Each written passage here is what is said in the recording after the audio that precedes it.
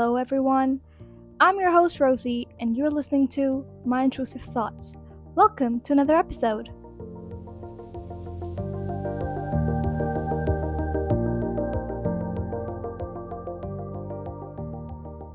Do you ever have days when you're talking to a friend and you're having this casual conversation and then they say something so mind-blowing or out of ordinary that you just find yourself blown away, and then you just sit there thinking about it and it just won't leave your mind. That topic, that conversation would just stick with you. I had that sort of a moment a few days ago when I was talking to my best friend.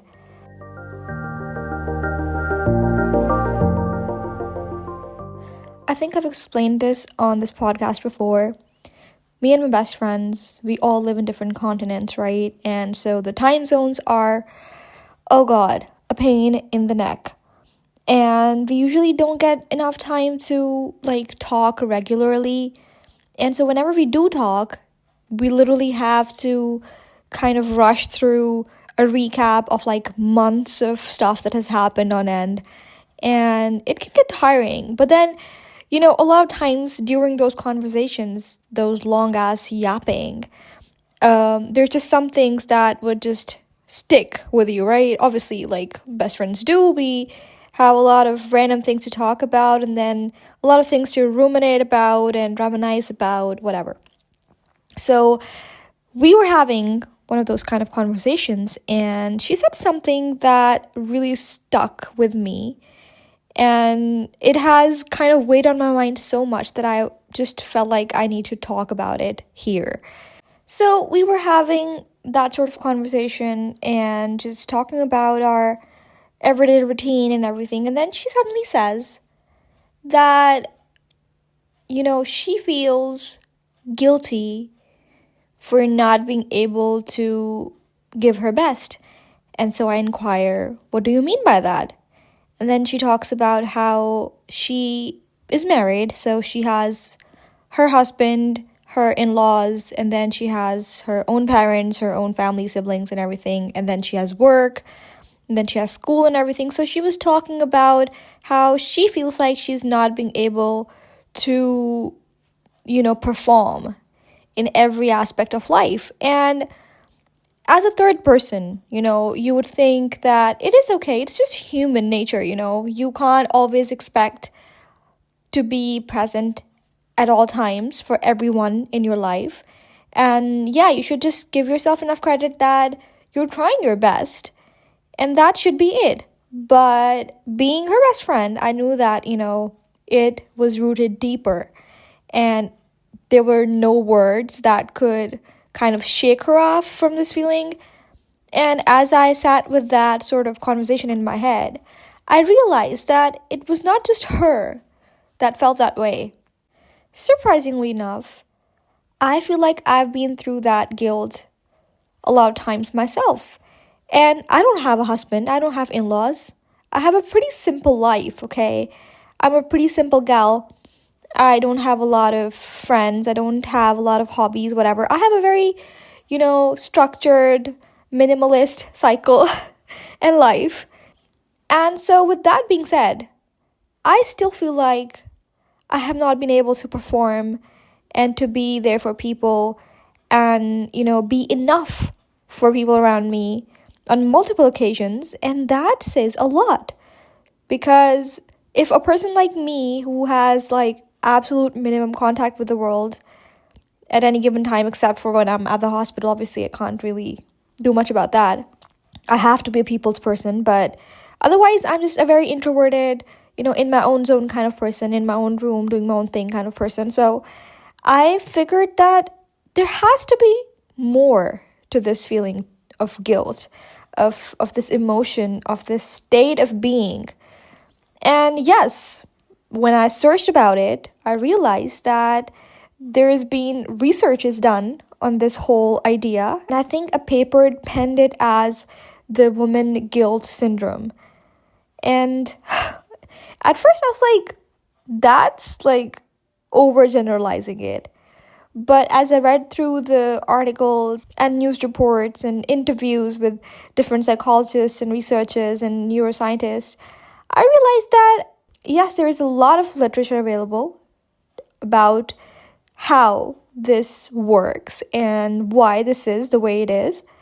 But at the same time, it's kind of like hard to wrap my head around the fact that, if not all, a lot of women around the world, regardless of their culture, regardless of, their status in society or the jobs they do or the backgrounds they come from, so many women go through this, feel this guilt, and live with it every single day. And a lot of women may experience this, multiple times a day, depending on the situations. And it's just been so normalized that we don't really think about it much. Now, here's the thing. It's a very controversial topic when you talk about males and females and, their roles in society and everything, because there's a lot of context behind this, and there are many facets to this conversation, obviously, culturally, traditionally, just politically, there's a lot. But I'm going to try and focus on the biological aspect and how evolution has kind of, done its wonders. So, the literature says that females are designed to nurture, and the men on the other side, biologically, are designed to provide, to build systems, to build, society. But to add to this complex, the society and the way things work and how the society itself has evolved as a community, as, people kind of broke off and began civilizations, there was a lot that changed over the years. But what remained constant throughout was how women perceived the world and how they had developed a lot more capacity for empathy, for feeling, sensitivity towards other people around them.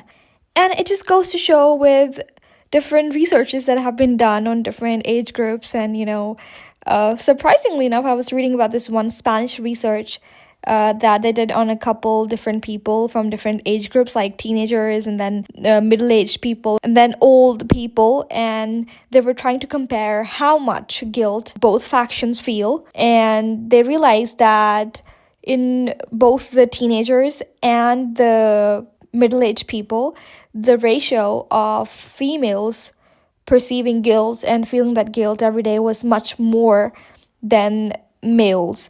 But surprisingly, for old age people, it was relatively closer. The numbers were closer to each other. So there was this, I was reading about this psychologist who was laughing about it, and she was like, men are just generally slow learners. And yeah, that is one way to look at it. But what I'm trying to get at is that biologically, because of the hormones and the growth cycles and the reproductive cycles we have, it affects our mood, it affects how we perceive the world. And so females tend to have a larger capacity to feel empathy and to feel guilt and to be emotionally attuned to their environment. And males, on the other hand, because of the testosterone, they tend to be a lot more cold and brutal in a sense, where they have to have brick solid kind of stoic attitude towards things, to build systems, to do things, to explore and all that. That definitely does not mean that men don't feel empathy or men don't feel guilt or whatever, and women just feel all of that and they're hyper emotional, whatever. No, that's not what I mean, because obviously we sit on a curveball. And there are exceptions, there are different cases depending on different situations, and obviously we're going to see all sorts of mixed results. But generally speaking, very overgeneralized sort of term, I would say, women have the capacity for empathy more so than men. And that is one of the biggest reasons why I feel, and what the researchers feel, that women tend to live with this inherent guilt. Now, another research I was reading about said that it kind of trickles down to genetics, like we talked about. The way we grow in society tends to play a big role in how we develop these habits and how it becomes part of our personality. And this was what I was talking about when I said that not all women feel like that and not all men don't feel empathy, whatever. Because yes, society and the culture and the environment that you live in basically helps you to adapt to these habits, to help express these genes, and to kind of mold you into these sort of behavioral patterns. And just like, in most societies, the oldest of old way of life was that men need to be brave and not cry and not express and whatever, and men need to be aloof and nonchalant, and then women are supposed to be these damsels in distress and whatnot. And that was the way females were supposed to be like, fragile and delicate and, a lot of empathy, a lot of like feelings and emotions and hysterical and whatnot, you know the deal. So that kind of did affect the way females generally at large saw themselves.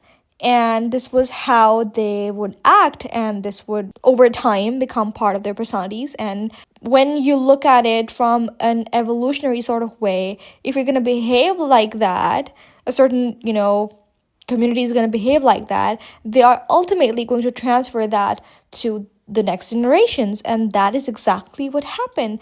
And I feel like that is one of the reasons why this has still kind of stayed with us. And I know that, in this society, in this era of today, it sounds like a very old school idea. But yeah, I just feel like it still exists and it's part of our everyday life. And it's just something that we don't even think about most days.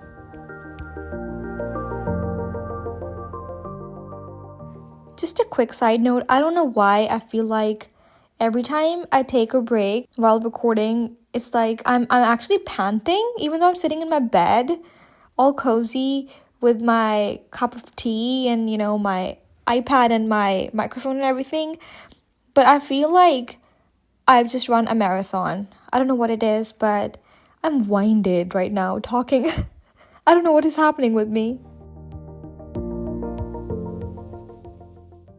As I was saying, there is a reason why we feel this guilt, and that has to do with genetics and also with the environment and also with the biology, the hormones and everything. Now, the way this manifests is like so crazy to me, because if you look around in your own circle, if you're a female, ask yourself this question. How many times during the day have you felt guilty about one thing or another? Like, I could literally count the times I've felt guilty today on my fingertips, and I think I would need 2 more hands to complete this list. Why? Just because. So today, I woke up a little late because I was kind of exhausted yesterday and I could not fall asleep. It's just a thing, with me. If I'm exhausted, my brain needs time to kind of wind down from that exhaustion. So I did not get a good night's sleep, and then I was running late, and I had an OPD today, so I had to be there early, but then I was late, and then I had to get ready and everything. And while I was getting ready, I was already feeling guilty about the fact that I was late. But then I get to the hospital, I see my patients and everything. I'm done with that. And then I have to get back home, and, on my way back, I had to run some errands, and I realized that my brother was late. So here's the thing, right? Me and my brother, we share a car. So he usually leaves for work after I get home from my hospital. So we kind of coordinate that time. So I was late to the hospital today, and then on my way back, I had to run some errands, so I was late getting back home as well. And then I realized in the car that my brother must have been waiting for me to get back home. And when I got home, he was not around, and I realized that he had already taken an Uber to work. And then I felt guilty about that as well because he had to struggle to get to work today because of me. Anyway, so when I got home, I was tired, exhausted, and before I walked into my house, one of my neighbors, she was outside on the road, and we got talking, and then she invited me for something, to this gathering, and she was like, you should come along. And I was like, okay, I'll see what I can do. And this is like the third or fourth time that she's invited me, and I just never end up going because work, and I'm always like kind of in the middle of something or another. So I was like, oh, I'm gonna go. But then I get home, like I come inside, step into my house, and I realize that I'm exhausted and I just don't have the energy to be around people. And I just want to like go to bed, sleep for a while, take a nap, whatever. And so I bail on her. And then I sat and felt guilty about that. For a whole hour, I was like, oh my God, she invited me for like the 100th time and I ended up not going. And I know that she wasn't probably even thinking about it anymore because she knows that I would never show up. Like, I think at this point, she has realized that there's no point inviting me to stuff. But like, I still felt guilty about that. And then I sat and felt sorry for myself because what kind of an excuse of a human being you are, Rosie? Like, you can't interact with people. Like, you can't socialize. You don't know how to socialize anymore. It's crazy. Anywho, so yeah. And then later on, my brother gets home from work. And then he goes like, oh, I want to have some Thai soup. Can you make me Thai soup today? And I was like, I was in the middle of making a cheesecake. And I already had created a mess in the kitchen. I was like, I'm literally in the middle of making dessert. How about you have whatever is cooked for dinner tonight, and then I'm gonna make you Thai soup tomorrow morning. So he didn't say anything, he just left. And then I felt guilty for declining his request because he doesn't usually ask me for this sort of stuff. And I was like, oh my God, he asked me once and I declined. But then he ended up making Thai soup himself. And yeah, but to kind of conclude this entire reiteration, what I meant to say was that in a single day, I was literally in a state of constant guilt. And I'm not even exaggerating it. This just happened. Like, I've told you my entire day's story the way it happened. Like, when I look back at it, there's some variation of guilt in every single moment of my day. And to me, when I go through it, when I think about it in a normal setting, in a normal context, it just feels like me whinging and just, me feeling my everyday emotions. But when I look at it, like really think about it and look at it, I realize that, girl, you're literally a pile of guilt topped with a lot of chaos and a lot of like sleep deprivation. So now that we have established this inherent state of being, aka the guilty woman syndrome, what can we do about it? What can we change to not feel so guilty all the freaking time? And I've really thought about it. Listen, I've sat down with my paper and pencil and tried to write down what I can do to not feel this guilty. And let me tell you this, there are not a lot of options. I think at this point, it's something so inherent, something that I do without even thinking, without even knowing that I'm doing it. And so it's kind of hard to break that kind of habit and to break the cycle, but we can always try. It's a new year, new me, and we're still thinking of resolutions for the year, so let this be one. Let us not feel so guilty over things we have no control over. Okay, first of all. Second of all, this idea that we're not good enough is in our heads, okay? It's something that is abstract, something that we can actually just stop thinking about, okay? And I know that it's easier said than done. Literally, my job these days is to tell people this, right? To counsel them about how they have control over their thoughts, over their actions and whatnot. And yes, it's very hard to discipline yourself, to tell yourself that, you have control, that you can do this. You can stop thinking about something you don't want to think about, or you can stop doing a certain action. And yes, it takes a lot of discipline, but we can do it. You and we're gonna stop feeling guilty and live carefree, happy lives, okay? When I compare myself to my brother, and especially in a Desi household, I feel like this is more pronounced, and it predominates our behaviors as Desi brown girls, because our lives literally consist of just compromises and being there for other people. Like, our lives are dictated by the people around us and how we are affiliated to them, our fathers, our brothers, our husbands, and then our sons, and literally that's how we are even identified in most cases. So for us, this guilt is more pronounced, I would say. This is something that I have experienced by myself. I'm not saying that this is true or not. It's just the way I felt and I've experienced and I've perceived with my interactions with other people from other, ethnicities and other cultures and other countries. It's just the way I feel like we are wired in this country, in this area of the earth.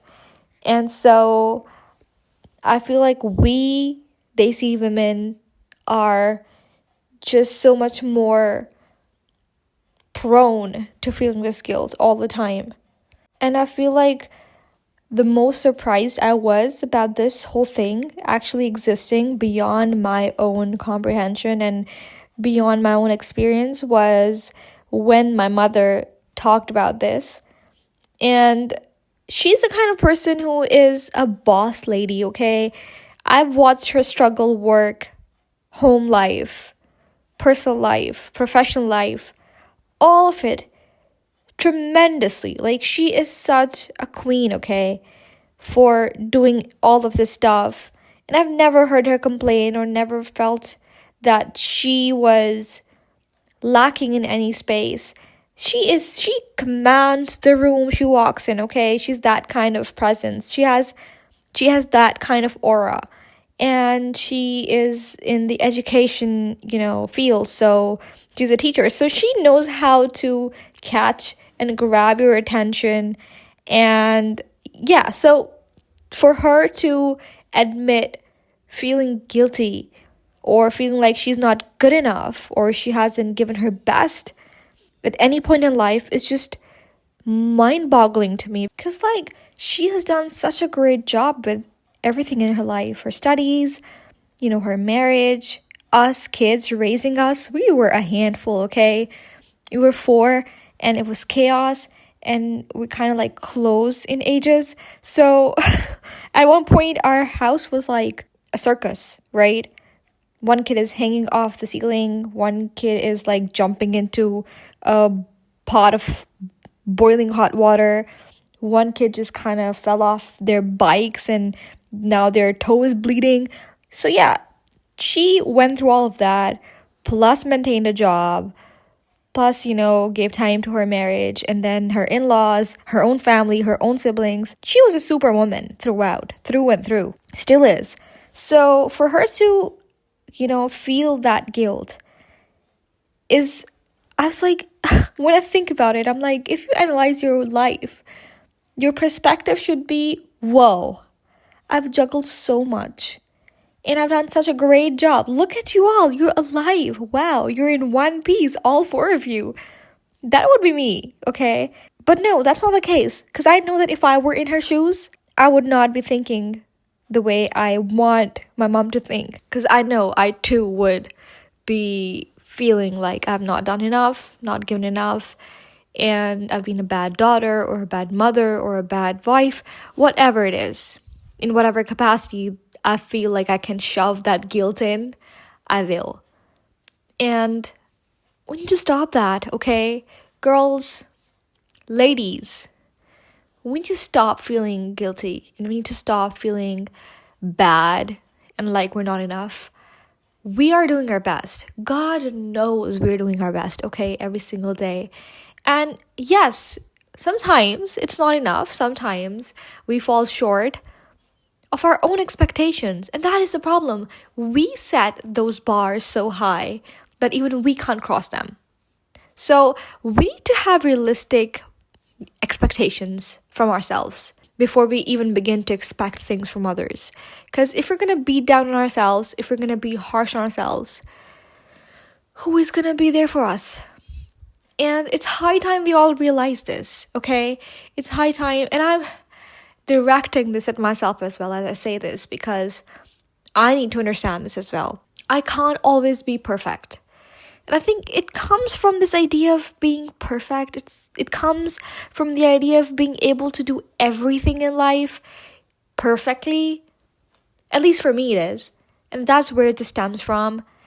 But, truth be told, I can't be perfect at everything I do. And I realize that a lot of times when I am being a bad sister or being a bad kid to my parents, and sometimes I feel this towards my patients even when I'm like, I could have done better. I could have thought of something better or taken care of them in a better way. It's all part of living, of just existing, And instead of letting that get the best of us and making us feel all sorts of winded and messed up and messing with our mental health, we need to take it as a lesson and as a stepping stone towards being a better person. I think that would be a better way to tackle it, because I don't see it any other way. I don't see another way around this.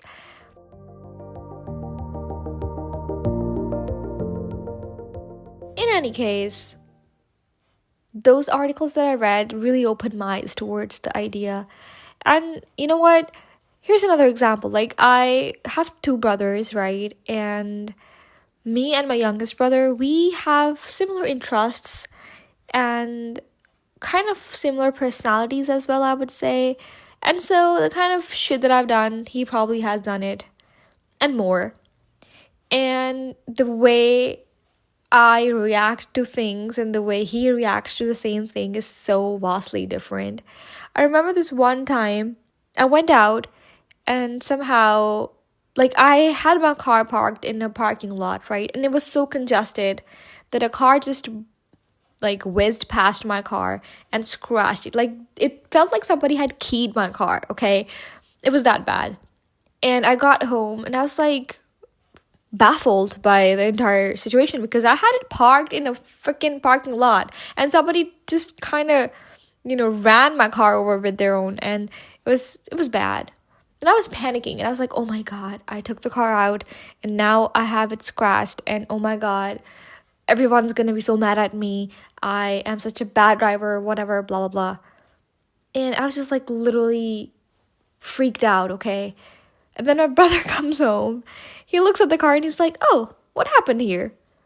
And I was like, I had the car parked and, somebody, whilst trying to maneuver through the tight parking lot, they probably just, scratched the car. And it's like, oh, okay, I'll get it fixed. He went out, got the car fixed in the next hour, came back, and he literally forgot about it. But I was just thinking about this entire situation for days on end. And then this guy went out and got the car scratched somehow again. And he was just he wasn't even worried. He was like, whatever, okay? And I know that it's not the same thing, but just telling you how he reacted to it so differently than I did. And I was like, there was this extra pressure on my head where I was like, I should have been the perfect driver. I was given this responsibility by my parents and I couldn't do it. Oh my God, I'm such a bad daughter. And I just took it to the extreme, okay? I was through the roof, okay, with this worry and with this thing. And I think what I realized with that incident was that I took most of my life like that, most of my decisions like that. I put extra pressure on myself in everything. To other people, things that seem very mundane, to me, those same things are life and death situations. Because it's not just me and my standards that I have to meet, but everybody else's. The neighbors of the neighbors, the relatives of the neighbors of the neighbors, the dog of the, relatives of the neighbors. So, how can I not feel guilty all the time, right? In this situation. So, been trying to work on that, and hopefully you guys will too. If you have anything more to add, or if you have any more interesting things to talk about related to this topic, I would love to hear your thoughts. You can always follow my page on Instagram called myintrusive.thoughts. And a good news for my audience is that you can now catch this podcast on YouTube. You can just search My Intrusive Thoughts podcast and you'll probably find it. Please subscribe and please keep supporting, because I just love talking on here, okay? And I love just rambling. And I hope that it makes sense, but even if it doesn't, I hope you're sticking around for the fun of it, okay? Goodbye, and see you later.